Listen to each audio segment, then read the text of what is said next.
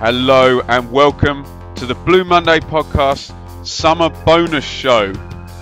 Available on YouTube and podcast. We have no idea when they'll drop, who's going to be on them, but throughout the summer we'll do as many shows as and when we feel like it, frankly, with Ipswich Town news, Championship news, World Cup news, etc. Whatever the hell happens, I am here today with Mr. Mikey Penty-Smith. Mikey, how you doing?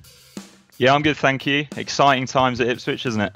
Well, it's all kind of like guessing what's going to happen and a kind of blankness. I took a sleeping pill last night and had probably double the amount of sleep I've had for the rest of the week. So we don't know how long we're going to go, Mikey, but we're going to talk Departure Lounge. We're going to talk Jack Ross and Paul Hurst. We're going to talk some Josh Emmanuel, some friendlies, some playoffs, and you came up with a nice fun game for us and the listeners to play at the end, which I'm sure we'll get buried for on Twitter, but what are you going to do, hey?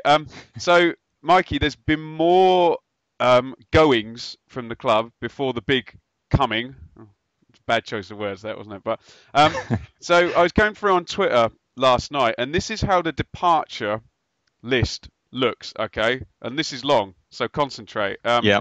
So gone out the door are the previous manager, Terry Connor, Malcolm Webster retired, Andy Liddell is going today, the fitness guy, Nick Hayes released, James Blanchfield released, Michael Crowe, Monty Patterson. All the loans have ended, so Iorfa, Selina, Connolly, Carter-Vickers have gone. The two short-term contracts haven't been renewed, so Gleeson and Carriel have gone. McGoldrick hasn't been offered a new contract. Neither has Hyam. Chris Gattini, if he's even worth mentioning, has gone. And Kevin Brew has gone. We'll talk manager stuff in a minute, but this just looks like a complete, total reboot now. What are your thoughts on the turnover? And is there anybody there you're actually going to miss? Well, I quite like it, really. If we are going to be starting again with a new manager, a new style, we do need to clear the decks for him to be able to bring players in.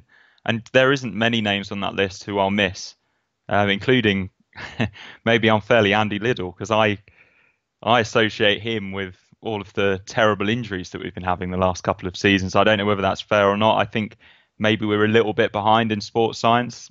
I'm not sure. I'm not an expert on that sort of thing. David McGoldrick's probably the player who I'll miss the most. I think he's been an excellent player when he has played over the last however many years. Was it 5 years? He came in at a difficult time when we were struggling to stay in the league. And I thought when he was on loan, he was a breath of fresh air, and he was excellent. And I was really pleased when we managed to sign him.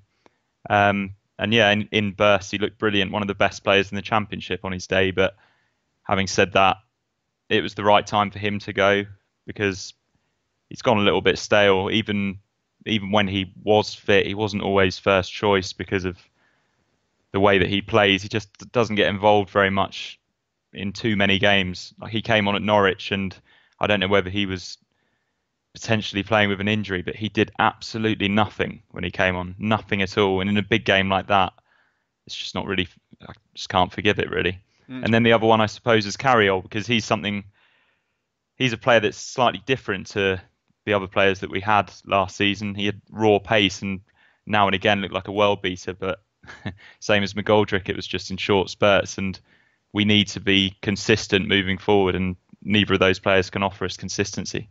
Yeah, I read the Joey Barton book last week, and he said exactly what you just said about I'm no health expert, but soft tissue muscle injuries, and about how to actually put players in at peak readiness, and how to go up and down and plan for a whole season. And I know we didn't see the whole thing with that ESPN thing last season, but when they were saying, Andy Liddell was saying, oh, the players know their bodies, I don't really tell them I don't know how much we were hearing, but it would certainly be interesting to see whether the amount of injuries increases or decreases when he's gone, to your point about that.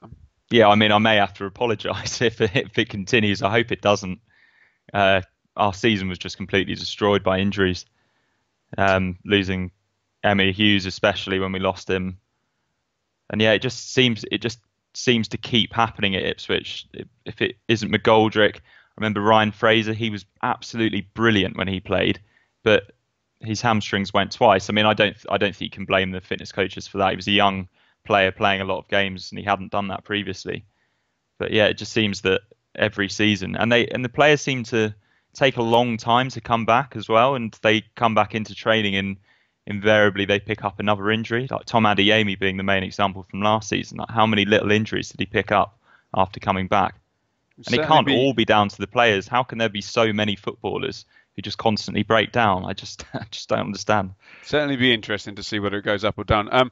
On Carayel and McGoldrick, I think it just comes down to now, are they a viable person to put wages into? And I think particularly McGoldrick was probably well paid. I agree with you about Carayel. I remember being at Sheffield Wednesday and he had one run and I'm like, whoa, this guy will definitely score tonight against these centre halves. And he went off after 20 minutes and he was injured. But yeah, I think there's a certain amount in what you say, right time for McGoldrick. And again, it stands to be seen. Is he going to play 35 games for a championship team next year and score 18 goals and we all go, oh, damn, could he have done it for us? Or is he going to go somewhere and be injured all season? Yeah, I think I'd be happy for him if he did. I'd I'd like McGoldrick to have a good end to his career because he has been unlucky. Because the last few years at Ipswich should have been the best of his career, but yeah, it might turn out that they were. But let's hope that. Well, I hope personally that he does kick on somewhere else. So the narrative with this managerial thing now is kind of down to two names. That's what we seem to have picked up. That may or may not be the case, but certainly from what TWTD, normally very reliable TWTD are reporting, that it's either Jack Ross or Paul Hurst. So we know that Ross has done a second conversation yesterday. We're recording this on Friday. And we know from a tweet from the Shrewsbury local reporter that Paul Hurst, there's been no contact either way and he hasn't been spoken to. There's a lot of Ipswich fans now, given that Shrewsbury are in the playoff final, a lot of Ipswich fans now are kind of saying, okay, so you've spoken to this guy and there's this other guy, but you have to wait one whole week to talk to him. What's your view on how this is playing out? And is it as simple as I'm making it, as it's going to be one or other guy? Oh no, I think it absolutely is that simple. And if we end up with Chef Kikuchi, it will suggest that we didn't make the right offer. But no, I think a lot of Ipswich fans are now saying we have to employ Jack Ross now. But I feel like they have to at least now wait and give Hurst the interview, because otherwise it will be we could have spoken to Hurst, but we didn't because we couldn't wait a week. And that, to me, that just seems really short-sighted. I think that Hurst deserves to also have an interview. I think we've maybe got a little bit carried away with Jack Ross because it seems that he does want to come to Ipswich and he's so highly regarded at St Mirren, and it is supposedly attractive football, whereas Paul Hurst, a little bit more of a functional team, Shrewsbury. But yeah, I think we do need to wait. But I expect us to go with Jack Ross. So I think he's just full of enthusiasm, and that is what we've been out for. And it seems that they have listened to the fans this time around. So obviously, probably like most Ipswich fans, I've been keenly watching that Jack Ross interview on YouTube. If you haven't seen it, it's called Talking Tactics. Just on Ross, I've pulled out these 3 quotes, Mikey. First one, the one thing I'm big on is creativity in the final third. The second one, most of our players are dynamic and comfortable in one-on-one situations. So if I'm Grant Ward, I'm kind of expecting to be treated a little bit differently now. And the third one, which probably made a lot of Ipswich fans laugh. Sometimes I'll be wrong and supporters will be right. I'm happy to admit that. So, you know, I think I don't know whether. Oh, my button's undone. I'm flashing. I don't know whether we're just in this situation now of we've had one thing and we just want the complete opposite, and this guy appears to be the complete opposite. You just said carried away. Are people getting carried away with Jack Ross? Potentially, but until until it all goes wrong, why not get carried away? Just have a bit of positivity about it. I mean, I'm being flippant, but at the same time, we've been pretty negative at Ipswich for the last couple of years, and it doesn't take us too long to become a bit moany. So let's just, if he does come in, yeah, let's really get behind him and enjoy it. Enjoy having a new manager, an exciting new manager, and the prospect of better things in the future. But you like the look of Hurst? I can't claim to know that much about him. I spoke to a couple of colleagues who know a little bit more than me about League One, and apparently they're another functional team. That I don't think it would be a million miles away from Mick McCarthy, but albeit with a different type of character. For me, I'm less concerned about pretty football and playing it out from the back. I want to see us set out to win games rather than stay in games like we did so often under McCarthy. But I look back at the best Ipswich teams that I've seen, which were George Burley, the late 90s and then right at the start of the 2000s, and then Joe Royle. And I can remember Richard Wright launching goal kicks up to James Scowcroft, and I can remember Kelvin Davis launching kicks up for Chef Kikuchi to flick on, and we all reflect on that football like it was brilliant. It doesn't have to be building out from the back to be exciting. So yeah, I think I'd be happy with either manager. I mean, I'm not sure if I fully trust the powers that be to make the right decision, but I like the shortlist. I like the idea of both of them. Yeah, and I think when everyone's kind of found out that it's not Simon Grayson or Alan Pardew or any one of these, you know, that it's going to be something different. I think that's the key there. Paul Hurst is not the only person who will be at Wembley on Sunday week. Josh Emmanuel, who, if he plays, will be making his 38th appearance of the season, is going to be there with Rotherham. He's their Young Player of the Year. He'll be 21 in August. When he comes back, is he ready to go now? Well, I don't see why not. You have to defend in League One, and he's clearly doing that. And he's got pace, he's got power. Does he have delivery? I can't claim to have seen much of Rotherham, but if he has won Young Player of the Season, he must have been pretty good. So I imagine he has improved. I don't think he was too far away from being good enough, but I personally wasn't too disappointed to see him go out on loan. And then initially I thought that he was struggling to get in the team, or is this his second loan spell?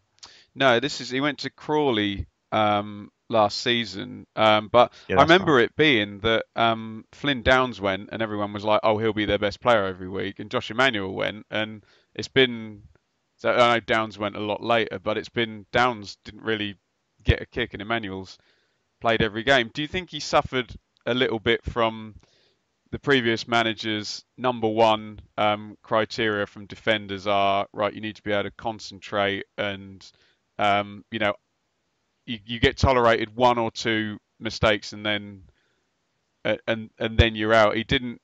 I mean, he wasn't the greatest when I remember seeing a game actually at Rotherham at the end of last season when a lot of young guys came in and he didn't have the greatest game Mm. there. But you're probably right that he was right to go out on loan. But do you think obviously Iorfa won't be there? It's basically him versus Spence, isn't it? Yeah, I suppose it is. Or Barry Cotter as Oh, well, true. Yeah, yeah, yeah. because whoever comes in will be looking at it with it will be less predictable who he'll pick, because we knew with McCarthy, he'll go with the older player or he'll go with the bigger player. Spence had a good start to the season at centre back.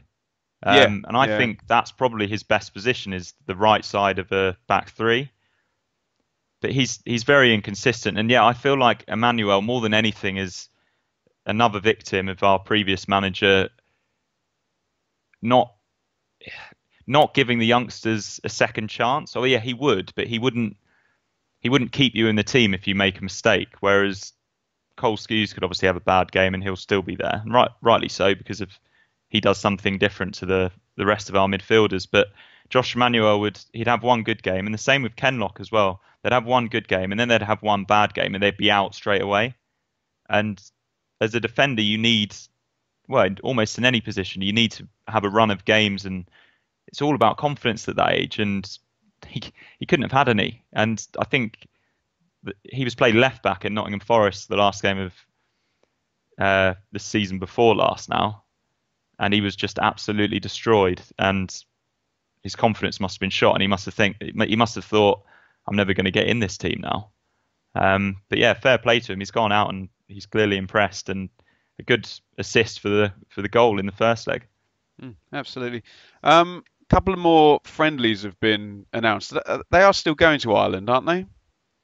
I assume so. Yeah. That was all booked up, but we get the joys of great golf course. Sorry? A great golf course where they're going. That's what Mick always used to say. Right. Okay. There you go. David would be interested in that one. So away at Milton Keynes they just got relegated as well, didn't they, in their huge stadium on the 24th of July. And Braintree has been added today, so I think all the groundhopper people will be happy with those two, although a lot will have gone to Milton Keynes. But it looks like we haven't done this for a couple of seasons. Looks like we may well have a Portman Road one. That leaves one Saturday, I think. Sorry if I'm wrong about that. Before the season starts. So it looks like the first chance to really see whoever the new guy is going to be Braintree on the 14th of July. It doesn't seem very far away, does it? No, but the players are already on their holidays. Some of them might even be coming back from their holidays now, because it has been a few weeks now. Well, has it? 2 weeks? I mean, that's how long you go away for a holiday, isn't it? So, it does seem soon, but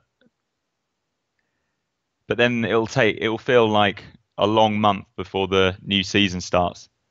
But so the World Cup will still be on when we're playing friendlies, which is quite strange in a way, but I suppose that's fairly normal. Know which one I think the bigger game is. Well, obviously England will be out by presumably the midway through June. I don't even know when it starts. Right, let's talk some playoffs, Mikey. So it was between Friday and Monday. It was Fulham versus Derby and Villa versus Borough. So Fulham get past Derby. Derby shithoused them a little bit in the first game, but I watched that with fresh eyes. I always watched the Burley playoffs and thought how terribly unlucky we were and how the whole world was against us. And then I watched Fulham lose that first game, and I was like, Fulham, how dumb do you want to be? Do you know what I mean? But in the second leg, they stuck to their guns and they powered through in the end without changing really anything of their system or their philosophy. What were your thoughts on the Fulham Derby legs? Well, I think Fulham got what they deserved in the end. Jokanovic was criticised for not changing it up when it wasn't working at Derby in the first leg, because Derby really, really stifled them. By me too. I'm guilty of that one. Well, yeah, but it was true. He didn't, and I work with a couple of Fulham fans, and they were really disappointed by the performance. But I watched it and thought they still looked quite good. I thought they were the better team, and they should have at least had a draw. And there in the second leg, I think Rowett just he was praised so much for his tactics in the first leg. I thought he got it completely wrong in the second leg, because you can't. It's not as if Fulham weren't getting the chances in the first leg because of being No, stifled. that's true. They weren't able to play at their best, but they were still getting chances. So how did he expect to keep a clean sheet at Craven Cottage and not really go for it going forward? And Vidra is their top goal scorer, and he left him on the bench, didn't he? Yeah, the reason he did that plays into what you say. He tried in the first game two out balls, and I think one was Vidra and one was Lawrence, and it worked with Lawrence, but Vidra just couldn't play on the defender's shoulder. So he went with Vyman as an out ball, presumably with Vidra sat there. But I do agree with what you say. That was completely predicated on, well, if we keep a clean sheet, Vidra's not coming on. Do you know what I mean? Yeah. We'll play out that way. So third place beat sixth place. In the other one, Villa and Borough, well, they kind of stunk it up really for 2 games. Villa get a header from a corner after about 15 minutes or something in the first leg, and just proper. I was at the second game. Proper Pulis and Bruce, just very pragmatic. Very no one's going anywhere. Villa fair to be in the final, do you think? Yeah, absolutely. I think it is nice that the team that finished third and fourth are going to be in the playoff final. I always feel like it's justice. Even though I love the playoffs and it's great that you can finish sixth and sneak in, I think Villa and Fulham have been arguably top 3 best teams over the course of the season. Villa are obviously very different to Fulham, very strong, very organised, defensive minded, but they've got some good attacking players as well. And I wouldn't be sad to see the back of Villa in the Championship. Just they are a very strong team. And yeah, I suppose Villa have been in the Championship for 2 seasons, and they've had some miserable times at Villa Park the last few years. And yeah, perhaps they deserve to go up because they are a massive club. But then Fulham, they've never played at the new Wembley, neither have we. But they've played the best football, and they have the young, exciting players. So I would like to see Fulham go up, but then we'd lose the Craven Cottage away day, which would be a shame. Very, very true. Quickly before you tell me what's going to happen in the final, Derby probably in a bit of a worse off spot here than Middlesbrough. I think Middlesbrough have got enough financial stability there to ride it out. They've got Pulis, who's going to get them loads of points next season. Whereas Derby seemed to bring the spending down pretty much about a year ago now. I think they went for broke a few seasons and spent lots of money. And, we used to laugh every week they'd sign another striker for 4 million or 5 million or something. But they've obviously sold Hughes, somebody else, Ince as well, to finance all of this. Can you see anything other than a regression now for Derby next season? Well, I look at their midfield, and it's quite an aging midfield, and they don't really have any players there now who they can sell on or are good enough to lead them to Only automatic Vidra and promotion. Lawrence. Pardon? Only Vidra and Lawrence have got any value. Yeah, I know, and they spent a lot of money on Lawrence, and I don't know whether he's had a reasonably good season, but I don't think that his value has necessarily gone up. I think if they were to sell him, which I don't think they should, because he's probably the standout player now. They probably wouldn't make much of a profit on him. That's what I'm trying to say. So yeah, really sad to see Derby struggling. Although obviously they might surprise us. They might come back next season. Gary Rowett is a good manager. He gets teams organised. It could be another Cardiff, I suppose. A team that probably shouldn't be up there, but are up there because they're hard to beat and they can nick victories. But I look at their team, and because I looked at the Middlesbrough team, and I'd have probably 8 of their players in the Ipswich starting lineup. I look at the Derby team and probably take 4 or 5. So yeah, I think, like you said, I think they are in the worst position. I think I'd be very surprised if they were right up there next season. I think they'll be around the mid-table mark, possibly pushing for the playoffs. Mm. So in the final, you would think if Villa didn't make it, they'll be fine next season. But you think if Fulham don't make it, bye bye Sessegnon, bye bye Kearney, and your two best players are out, and maybe you start to get a reputation as bottlers. I agree with you about the away day, but I do have a bit of a open crush on Fulham. I love the way that they play.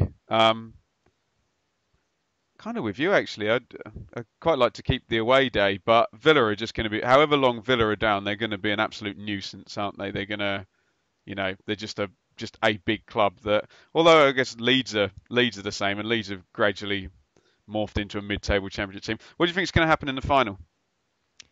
I think it will be another. I mean, what has happened to playoffs, by the way? They used to be so exciting, didn't they, when Ipswich Yeah, win them? right. But I even think it will be. before them, it was always maybe it's the value of the away goal. Maybe it's all our fault and David Sheepshank's fault that the that extra value of getting that away goal has gone. Anyway, That was an sorry. absolute masterstroke from Sheepshanks, wasn't it? Because we were saved, weren't we, by I think it was the three. lack Was of it away 3-3 goals? at full time? Mm. No, they wouldn't have counted. Would they have counted double at 90 minutes, or would we have? I don't know. I think if they counted double at 90 minutes, we would have been out to Bolton. But you just said as well about third against sixth. The thing that always bothered me about the away goals are that whoever finished higher um, played home second. So the away team had 30 minutes more for finishing in a lower league position to score an extra away goal. That wasn't fair, but No. I always spout off. You know the rules at the start of the season. Da da. Season's irrelevant once the playoffs are over. Anyway, no, no, no. What's going to happen in the final, Mikey? Sorry, I completely crashed your answer there. Um, well, as I mentioned, I work with a couple of Fulham fans, and all they want is John Terry in tears, sad tears at the end of the game, and I quite like the idea of that as well. So I think it will be 1-0, possibly after extra time, and I'll go with Fulham. I think Mitrovic will get the winner, and yeah, John Terry will be sad, but at least he won't have to play against Chelsea next season, which would be really difficult for him.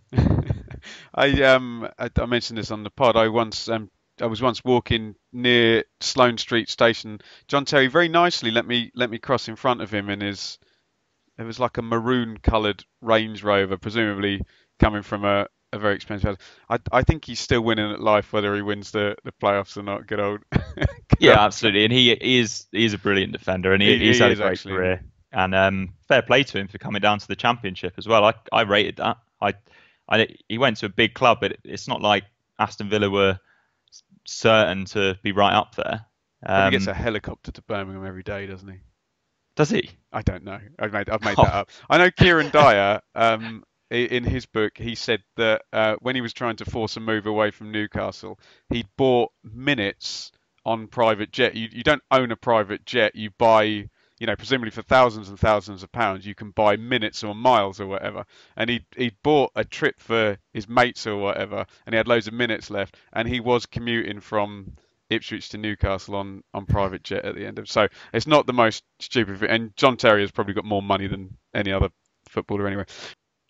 Enough of playoffs anyway. I'm going to try and get a ticket for the final. Probably Fulham have significantly less fans than Aston Villa, don't they? So I'll probably get in the Fulham stand. Anyway, you had a rather wonderful idea pertaining to the World Cup that we have done, and we're going to encourage listeners and Twitter to do the same. Run us through what your idea was, Mikey. so the idea is that we'd pick an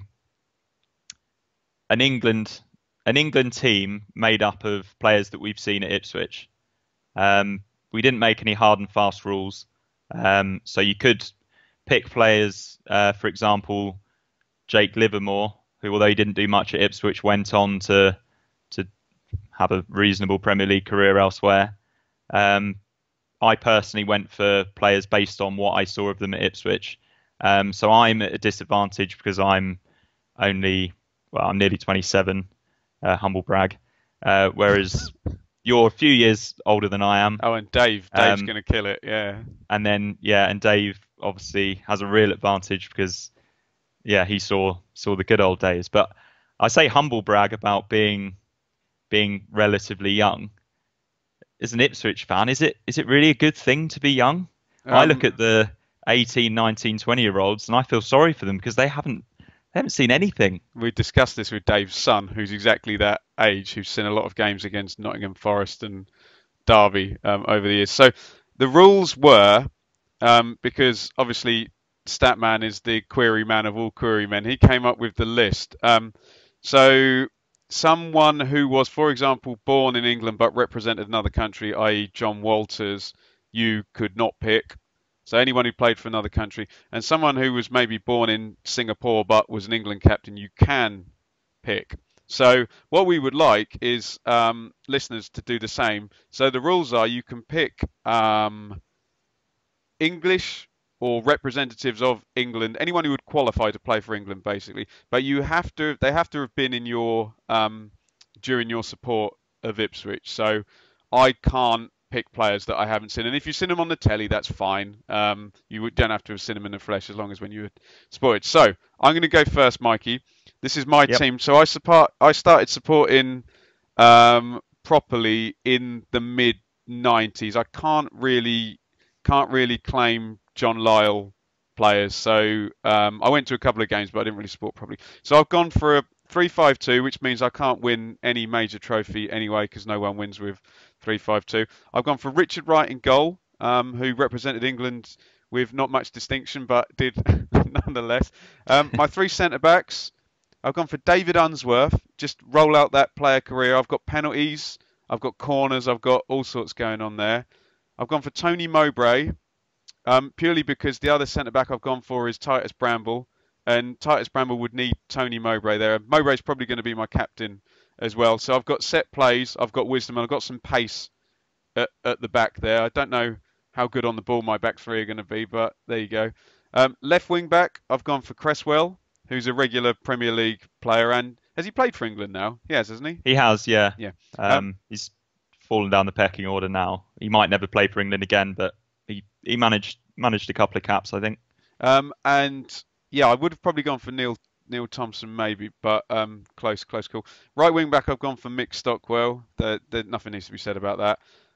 Midfield three, I have been a bit naughty here. I've gone for Mark Noble, not based on what he did at Ipswich, but I needed a holding player to run for Jason Dezelle, basically, and I'm claiming him because he came back on loan for a He few did, yeah. games Yeah. after I started watching. And he was pretty terrible when he came back, actually. Except against Man United, in Yeah, the he was League good that. Cup, he He was was good in good that that. game. Yeah, but yeah, I remember him getting subbed against Oxford or something. And yeah, Kieran Dyer is going to be. I don't know if Dyer and Dezelle would be trying to occupy the same role. There we go. And I've gone up front, pace, Darren Bent, finishing, Marcus Stewart. What did you go for, Mikey? So mine is very similar to yours. I started supporting Ipswich at a similar time, about 1996, I think was my first game. So yeah, I also went for Richard Wright in goal. You've gone for a hipster Nuno Santo 3-4-3, haven't you? Yeah, kind of. I don't really know what my formation is, to be honest. I have gone for wing backs as well. So 3 centre backs and wing backs. So yeah, I've gone for Richard Wright. The only other goalkeeper I thought that you could argue for is Kelvin Davis. He was a pretty good goalkeeper for us, but I think Richard Wright edges him. He's only real. He wasn't great claiming crosses, and he did love charging out at strikers' feet. But yeah, he makes the team anyway. Right side of centre back, I've got John McGreal. I heard David Johnson speaking on the This Week in History podcast, and he was waxing lyrical about how good McGreal was on the ball and how they were shocked when Burley signed him because I think he'd scored an own goal against Ipswich for Tranmere. Okay. But yeah, he came in and we were like, really? John McGreal? But he was brilliant, like so good on the ball and decent in the air. And yeah, he's alongside Titus Bramble. I think he's underrated, isn't he, as a centre back because he was enormous and a bit lumbering. So when he made a mistake, it looked bad. So they're highlight reel mistakes rather than mistakes that you don't notice. And I think everyone talks about Titus Bramble like he was a really bad footballer, but he wasn't. He clearly wasn't. He played in the Premier League for years. I think the issue Bramble had is one was when you come through at Ipswich, you're a big fish in a small pond, and then Newcastle was just a basket case at that time. You'd think I don't know if Sean Dyche was his manager all the time, he'd have been a more regular. Anyway, sorry, carry on. Yeah, and he never had a good partner either at Newcastle. And then so the left side of the three, I've gone for Mark Venus.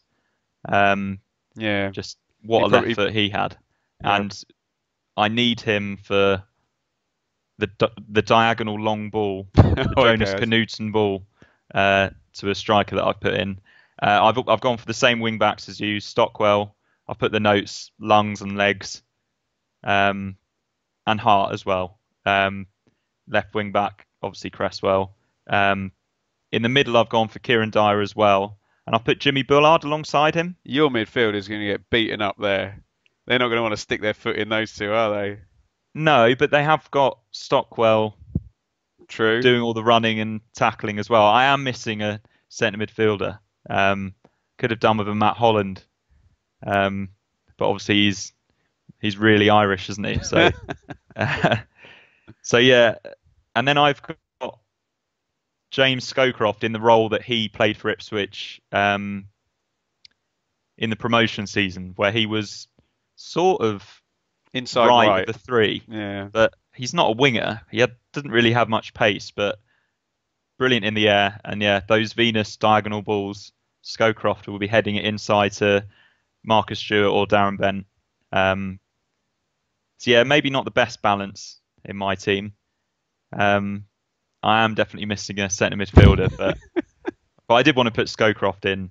And yeah, Bullard is, I suppose there's a question mark next to him. I think he's fairly unpopular amongst Ipswich fans, I think, because of how it all turned out in the end. But when he came on loan initially, I thought he was brilliant. He was one of the best midfielders we've had for years. Yeah. He always seemed to have time, and he could take a free kick. I've got good free kick options in this team, so just need Marcus Stewart and Darren Bent just going down at every possible opportunity.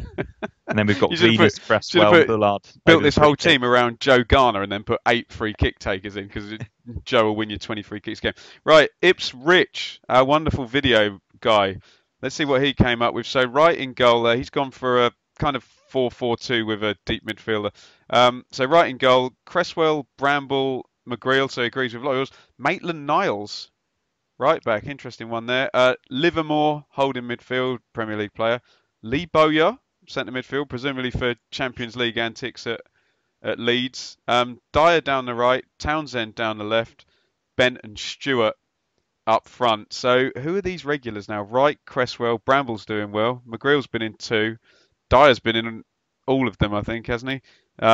And Bent and Stewart doing very well. The Renegade Statman, now he goes back not quite as far as Dave, but he goes back to a slightly higher calibre of Ipswich team than the rest of us do. He's gone for Cooper in goal. They've both been a bit naughty here because Mick Mills did start at right back. So they've put Mick Mills at right back. Beattie, Osman, McCall left back. 3-man midfield. Dyer, Noble, Dazelle. That's good balance, actually. I like that. Isn't that exactly the same midfield as me? Yeah, that's why I like that. Up front, look at this. Stewart, Mariner, Atkinson. I don't know how the hell those 3 are going to work together, but if they all do their thing, that's unstoppable, isn't it? Yeah. There's some power and poise. Yeah. Lucky to have seen those players. Absolutely. And David Diamond, our most worldly Ipswich watcher, his team should be unbeatable considering what he tells us about 81. He's gone for Richard Wright over Paul Cooper. Mills at right back also. Butcher, Osman. He's put Beattie at left back. Beattie did play for England at left back, but if Beattie's as good as Dave tells us, he should have put him centre back, shouldn't he? Because he'd be his best player. Talbot, Holding, Dyer and Viljoen. Gates off the front, so good balance. Mariner and Stewart up front. It's probably between Statman and Dave there, isn't it? Predictably. Yeah, I'd say so. We can't compete. We can't compete, can we? Come on. No, we can't. Full stop. Not with those players. Let us know on Twitter who's got the best team, and remember that we should not be punished for our ages.